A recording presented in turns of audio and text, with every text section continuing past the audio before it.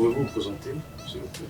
Salut, moi je suis Houston ici, malgré que j'ai plusieurs casquettes, mais par-dessus tout je suis un artiste, mannequin, je suis dans le domaine de la mode, nominé en 2019 par IRD Award comme l'ambassadeur de la mode congolaise. Et voilà ce que je fais, donc je suis beaucoup plus dans le domaine de la mode. Voilà. Alors, évoluant dans le domaine de la mode, concrètement, on peut classer Houston dans quel domaine de la vie? Bon, concrètement, tu sais, cette question elle est trop difficile parce que moi-même, pour moi, je n'arrive pas à me dire que voilà, je suis uniquement dans ça. Parce que je fais plusieurs choses et je prends plusieurs casquettes, comme par exemple, je suis un entrepreneur et c'est quelque chose que je vis, c'est quelque chose que je ne peux pas quitter. À part le fait d'être entrepreneur, je suis aussi créateur de mode, organisateur des événements de mode surtout, dont nous avons un fashion show à Bukavu, The One Fashion Week et la Femme Fashion Show. À part ça, je suis aussi un acteur, donc je fais plusieurs activités, je fais plusieurs choses. Et je suis aussi un entrepreneur, comme je l'ai dit, et avec ça, je suis un chef d'entreprise. J'ai une agence de communication et de marketing, Tropic Agence Com. Donc, dire que voilà, Houston, j'aime bien porter la casquette de l'artiste. Voilà. Et vous, étant comme entrepreneur, est-ce qu'on peut se dire maintenant là, on peut investir dans la mode chez nous, au Kivu ou en RDC? Bien sûr, moi je le fais. Ça fait 5 ans que j'ai investi dans la mode et aujourd'hui, je ne regrette pas. C'est vrai que chez nous au Kivu, c'est quelque chose de nouveau, c'est quelque chose qu'on est en train de montrer aux gens. Déjà, c'est un divertissement et à part le fait que ça soit un divertissement, c'est une vie. La mode, c'est pas seulement le showbiz. La mode, c'est pas seulement voir des défilés. La mode cache en soi de métier, cache en soi l'entrepreneuriat, il cache en soi des activités qui permettent de vivre, des activités qui seront dans 5 ou 3 ans. Vous allez voir, il y aura des jeunes qui vont sortir de ce genre d'activités déjà avec des diplômes de mérite parce qu'elle a fait le make-up et elle va, par exemple, la personne va ouvrir sa propre boîte et il va voler de ses propres ailes. Ce sont des services qu'on a besoin au quotidien parce qu'on a besoin de nous habiller. Et la mode, c'est quelque chose qui nous donne la personnalité, c'est quelque chose qui sort de notre personnalité.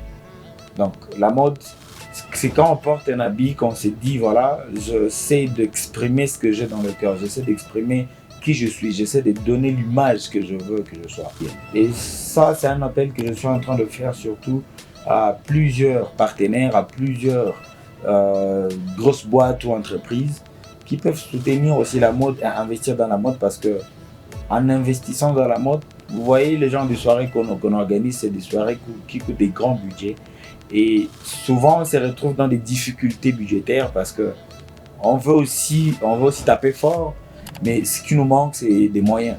Et vous étant une vedette de la mode congolaise, parce que au moins, toi déjà, tu as eu cette opportunité de rencontrer celle qui évolue dans la mode, je pense, de la Côte d'Ivoire, du Rwanda, Burundi et d'autres pays. Alors, comment vous êtes en train de voir l'évolution de la mode ici chez nous? Bon, je dis que la mode chez nous, c'est vrai que comparativement à d'autres pays, à d'autres villes, bon, nous y allons aussi. C'est vrai que ça prend un rythme très lent, mais quand même, nous sommes en train d'avancer. Parce qu'on ne recule pas, on est en train d'avancer.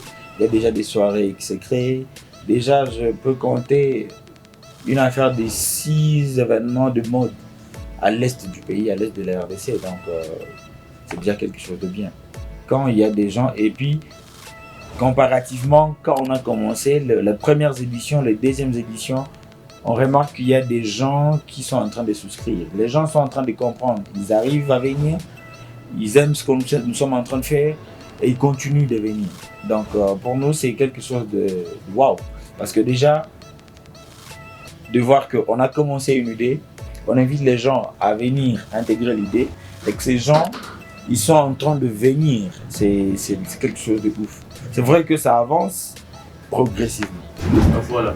Et vous, comme artiste, vous évoluez dans une entreprise de quelqu'un, ou soit vous avez votre propre entreprise, parce que même à la présentation, vous avez dit que vous êtes aussi chef d'entreprise. Alors je ne sais pas si vous avez votre propre entreprise.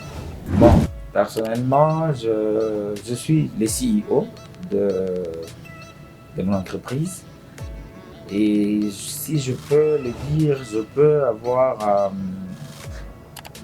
4 entreprises. Déjà, je parlais de Tropic Agence Com, qui est une agence de marketing et de publicité. Il y a aussi ma marque.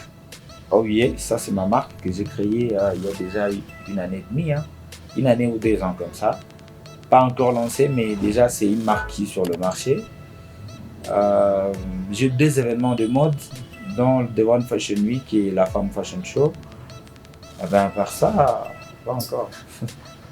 Certainement, il y a d'autres. Bon, je fais d'autres activités par-ci par-là. Je travaille aussi avec d'autres entreprises. Je suis aussi ambassadeur de certaines entreprises, comme je suis ambassadeur de la Raosu, Raosu Assurance. Je suis aussi ambassadeur de la Robank. Je suis ambassadeur de Datco, DCI, Datco Service Internet. Et donc, je travaille en tout cas avec plusieurs entreprises dans le marketing, beaucoup plus dans l'influence et tout. Voilà. Dans tout ça, quelles sont peut-être les contraintes, les difficultés que vous rencontrez toujours dans les différents événements, dans votre parcours, modéliste? Bon, vous savez, le contrainte qui est très grave pour nous les organisateurs, c'est de trouver des sponsors. C'est de trouver des bailleurs de fonds qui peuvent financer nos activités. Ça part à compte-gouttes. Et je ne pourrais pas passer par là sans autant remercier la coopération suisse qui aide la culture.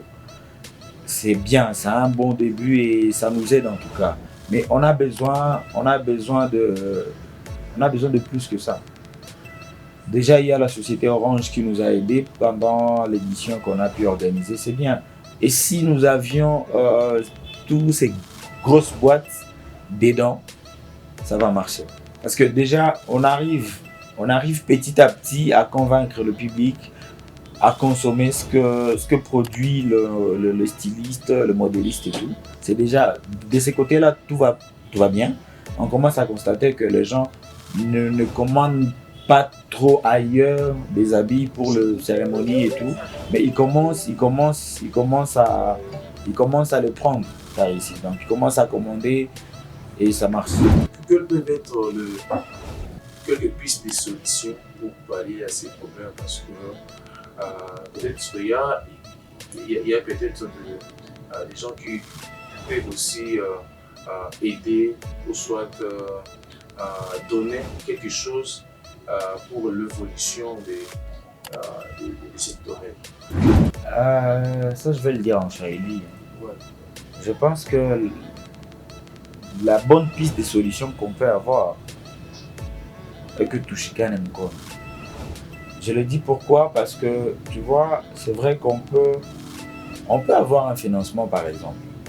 On peut avoir une activité qui est financée à 100%. Mais si les gens, les consommateurs, c'est toi et moi, les consommateurs, c'est tout le monde. J'aimerais bien que le consommateur arrive à comprendre l'idéologie et qu'ils arrivent à souscrire aussi à notre idéologie. Parce que déjà, tout ce qu'on demande à ces gens, c'est qu'ils participent et qu'ils achètent et qu'ils consomment. C'est ça l'objectif. Et vous êtes parmi ces rares jeunes, du Kivu qui ont si donné à l'évolution de la culture de chez nous. Alors, je ne sais pas, vous avez organisé beaucoup de choses, nous avons vu votre apparition dans beaucoup d'événements. Alors, je ne sais pas, quelles sont les actualités pour le moment des Houston? L'actualité est qu'il y a une nouvelle collection des Oye qui sort. Ok. Et donc, ça sera à Goma et à Bukavu. Partout. Si quelqu'un commande facilement, on peut les livrer. Donc, ces derniers temps, je me concentre beaucoup plus dans la marque. Donc, je me concentre beaucoup plus sur la marque. Il y a une nouvelle collection qui arrive très bientôt. Vous êtes motivateur aussi. Je ne sais pas, quel est le message que vous pouvez donner à tous ces jeunes? Parce qu'à Goma, au Kivu, en RDC, il y a beaucoup de jeunes qui adorent la mode et qui peut-être sont là pour te suivre sur des différents comptes, réseaux sociaux. Alors, je ne sais pas, quel est le message que tu peux adresser à tous ces jeunes, tous ceux-là qui veulent emboîter tes pas? En tout cas, moi, je dirais, je le dis souvent aux jeunes, déjà, c'est croire, ils doivent croire en eux. Ils doivent trouver la passion en eux. Parce que j'aime toujours dire aux jeunes que dans la vie, il faut faire quelque chose qu'on aime. Et quand on fait quelque chose qu'on aime, on va se rendre compte qu'on ne travaille pas. Et c'est toute ta vie. Parce que tu fais quelque chose que tu aimes, tu choisis ta passion. Déjà, du fait est que tout le monde a une passion, tout le monde a quelque chose qu'il aime. Alors, moi, je leur dis qu'ils osent faire ça. Il faut oser dans la vie. C'est vrai que c'est pas facile, mais ils doivent croire en eux. Ils doivent croire en eux, ils doivent avoir une motivation suffisante pour arriver à aboutir à leurs rêves. C'est bien d'avoir un rêve, mais c'est encore mieux de les réaliser. Alors, je dis toujours aux jeunes qu'ils doivent oser réaliser leurs rêves. Peu importe la grandeur du rêve, ça peut se réaliser. La qualité d'un entrepreneur, déjà, un entrepreneur pour moi, je le prends comme quelqu'un qui risque. C'est quelqu'un qui doit être prêt pour risquer, c'est quelqu'un qui doit être prêt pour perdre aussi. C'est quelqu'un qui ne doit pas avoir peur d'investir ou ne pas avoir peur de l'échec. Parce que l'échec, c'est pas mauvais l'échec. Parce qu'en échouant, pour moi, je dis souvent que quand on échoue, c'est pas parce que tu n'es pas meilleur. Tu échoues parce que il y a quelque chose que tu as oublié.